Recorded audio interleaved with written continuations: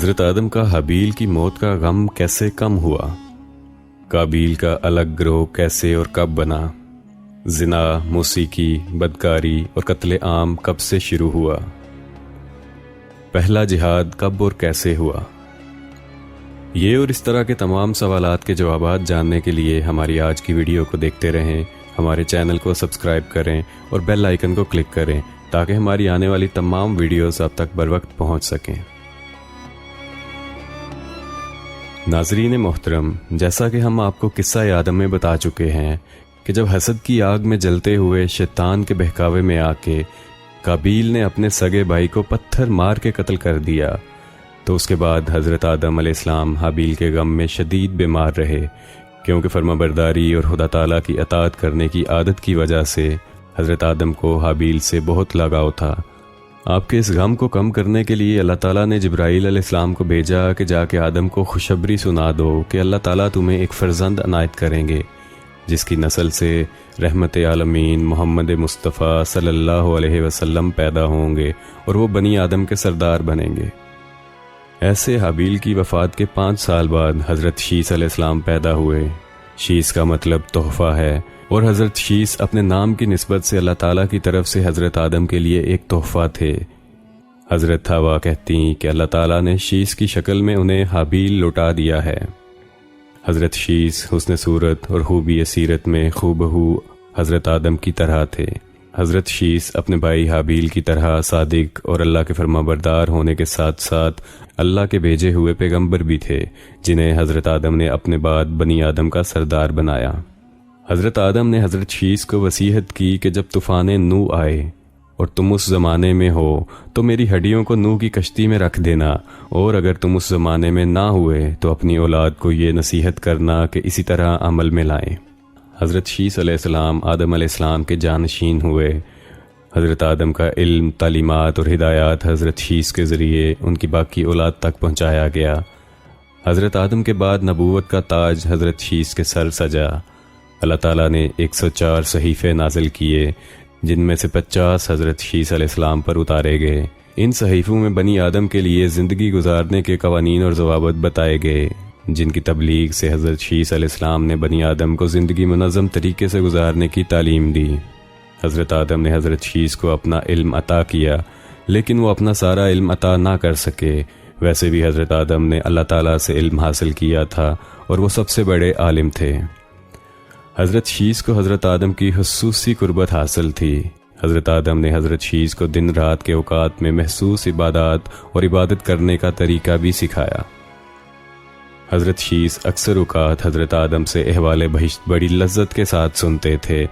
وہ حضرت آدم کی زندگی میں بھی اللہ تعالیٰ کے قرب کی تلاش میں رہتے اور ان کے اس دنیا سے پردہ کرنے کے بعد بھی نبوت کے فرائض سے سبکدوش ہونے کے ساتھ ساتھ اکثر اوقات لوگوں سے الگ ہو کے اور لذت دنیا چھوڑ کے دور پہاڑوں میں جا کر وظائف اور طاعت میں مشغول رہتے۔ نفس کی ریاضت اور تہذیب و اخلاق ہمیشہ ان کے مد نظر رہتا۔ قابیل حابیل کو قتل کرنے کے بعد ان کی زوجہ اکلیمہ اور اپنے اہل و عیال کو لے کر دور کسی وادی میں روپوش ہو چکا تھا۔ مورخین کے مطابق وہ بہت خوبصورت وادی تھی جسے ساحول کہا جاتا تھا۔ اس زمانے میں بنی آدم 2 حصوں میں تقسیم ہو چکی تھی۔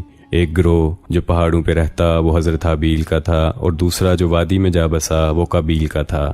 معاملہ کچھ یوں تھا کہ پہاڑوں میں رہنے والے مرد بے حد خوبصورت اور عورتیں بدصورت تھیں، جبکہ وادی میں رہنے والے مرد انتہائی بدصورت اور عورتیں بے حد خوبصورت تھیں۔ اسی کو مد نظر رکھتے ہوئے شیطان اپنی چال چلنے والا تھا۔ زمین پہ فتنہ تو وہ قابیل سے حابیل کو قتل کروا کے شروع کروا چکا تھا، لیکن اس نے جو قسم کھائی تھی کہ بنی آدم کو کبھی راہ خدا پہ نہیں چلنے دینا، اسے پورا کرنے کے لیے اسے ایک نئی چال کی ضرورت تھی جو اسے اسی صورت میں مل چکی تھی۔ اس نے انسان کا روپ دھارا، وادی کے گروہ میں ایک لوہار کے گھر غلام بن کے رہنے شروع ہو گیا۔ کچھ وقت گزرا، اس نے وادی میں رہنے والی عورتوں سے اپنے تعلقات بڑھائے تو انہیں کہنے لگا کہ تم وادی میں رہنے والی عورتیں کس قدر خوبصورت ہو، لیکن تم میں حسن ذوق نہیں ہے۔ ایسے اس نے وادی کی عورتوں کے ذہنوں میں اپنی چال کا بیج بو دیا۔ شیطان نے ایک روز بانسری بجانی شروع کی اور ساتھ گانا گانے لگا۔ اس کی آواز پہ سب مگن ہو گئے۔ جہاں جہاں تک اس کی آواز پہنچی لوگ کھنچے چلے آئے اور اس کی آواز اور بانسری کی دھن پہ مست ہو گئے۔ یہ سلسلہ یوں ہی چل نکلا اور ایک وقت ایسا آیا کہ یہ تماشا روز لگنے لگا۔ شیطان ایک چوراہے پہ بیٹھ جاتا اور بانسری بجانے لگتا، ساتھ گانا گاتا، پھر وہاں کسی نے ساتھ ڈھول بھی رکھ دیا۔ وادی کے سب مرد اور عورتیں اس بانسری اور ڈھول کی آواز پہ مست ہو کے ناچتے گاتے۔ ایسے یہ تماشا ایک بڑے مجمع کی شکل اختیار کر گیا اور مزید لطف کے لیے یہ میلہ روز لگنے لگا اور اس کا شور پہاڑوں تک جا پہنچا۔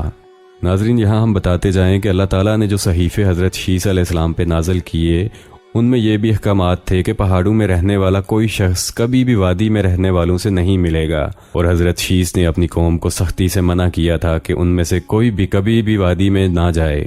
لیکن جب اس مجمع کا شور وادی کے مردوں تک پہنچا تو وہاں سے کچھ پہاڑی مرد بھی اس میلے میں آ پہنچے۔ جب انہوں نے وہاں آ کے وادی کی عورتوں کو ناچتے جھومتے دیکھا تو دنگ رہ گئے۔ انہوں نے واپس جا کے وادی کی عورتوں کی خوبصورتی کے قصے باقی مردوں کو بیان کیے، تو وادی کی عورتوں کی خوبصورتی دیکھنے کے تجسس میں اگلی دفعہ کچھ اور مرد بھی وادی جا پہنچے۔ وہاں شیطان نے اپنی اگلی چال یہ چلی جو وہ پہلے سے ہی وادی کی عورتوں کے ذہن میں بیج ڈال چکا تھا۔ اسی کو پختہ کرنے کے لیے اس نے ان کے ذہنوں میں یہ بات ڈالی کہ یہ پہاڑی مرد تمہارے مردوں سے کہیں زیادہ خوبصورت ہیں۔ تو ان وادی کی عورتوں نے اپنے نہ ہونے کے برابر ملبوسات کے ذریعے پہاڑوں سے آنے والے مردوں کو اپنی طرف راغب کرنا شروع کیا۔ اس سے سب شیطانیت کے جال میں ایسے پھنسے کہ صحیح غلط، اچھائی برائی سب کی تمیز بھول بیٹھے۔ خوبصورتی کے فریب میں پہاڑی خوبصورت مرد اور وادی کی خوبصورت عورتوں نے ناچ گانے سے شروع کر کے بے حیائی، بدکاری اور زنا کا وہ بازار گرم کیا جس کی انتہا نہ تھی، اور یہاں سے زنا شروع ہوا، اور یہ ایسا گناہ تھا جو کہ اجتماعی طور پر کیا گیا۔ شیطان اپنی فتح پہ جھوم گیا کیونکہ وہ اپنے مقصد میں کامیاب ہو چکا تھا۔ اس نے بنی آدم کو بھٹکانے کی جو قسم کھائی تھی وہ اس نے پوری کی۔ حضرت شیس علیہ السلام جو اکثر اوقات دنیا کے معاملات سے نکل کے مالک حقیقی کے عبادت کے لیے دور پہاڑوں میں چلے جاتے تھے، ایک دفعہ جب وہ واپس آئے تو انہیں اپنی بستی میں کوئی مرد نظر نہ آیا۔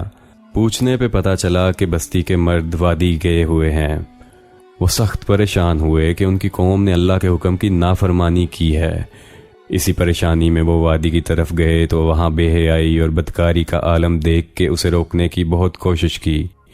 ان سب کو ہدایت کا پیغام دیا، اللہ تعالیٰ کی وعید بھی سنائی کہ اللہ سے ڈرو اور اس کی حکم عدولی نہ کرو، پر بات سمجھنے سمجھانے سے بہت آگے نکل چکی تھی۔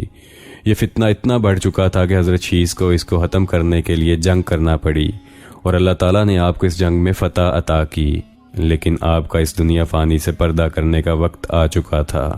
مورخین کے مطابق جب حضرت شیس نے اس دنیا فانی سے پردہ کیا تو آپ لگ بھگ 912 سال کے تھے۔ بعض کے مطابق آپ کی قبر ہندوستان کے ضلع فیض آباد میں ہے، بعض کہتے ہیں کہ آپ کی قبر شام میں ہے۔ ناظرین، یہاں ہمارے سلسلہ دی لیڈنگ لائٹس یعنی نور رہبر کی دوسری کہانی ختم ہوئی۔ اس کہانی میں موجود تمام واقعات قرآن پاک، احادیث نبوی اور مستند کتابوں کا مجموعہ ہے، اور ہمارے چینل کے نام کی نسبت سے ہماری آج کی کہانی میں جو لیڈنگ لائٹ یعنی نور رہبر ہیں وہ حضرت شیس علیہ السلام ہیں، جنہوں نے اپنی پوری زندگی احکام الہی پہ نہ صرف خود عمل کر کے گزاری بلکہ لوگوں کو اس کی تبلیغ کرتے کرتے گزاری، اور برائی ہوتے دیکھ کے خاموش نہیں رہے بلکہ باطل کے خلاف جہاد کر کے حق کی آواز بلند کی۔ حضرت شیس کی وفات کے بعد ان کی قوم کا کیا بنا؟ وہ راہ راست پہ رہی یا پھر سے شیطان مردود کی چالاکیوں کا شکار ہو گئی؟ حضرت شیس کے بعد اللہ تعالیٰ نے کس کو اپنا پیغمبر بنا کے دنیا میں بھیجا؟ اس سب کے جواب اور اگلے نور رہبر کے بارے میں جاننے کے لیے ہماری اگلی ویڈیو تک انتظار کرنا ہوگا۔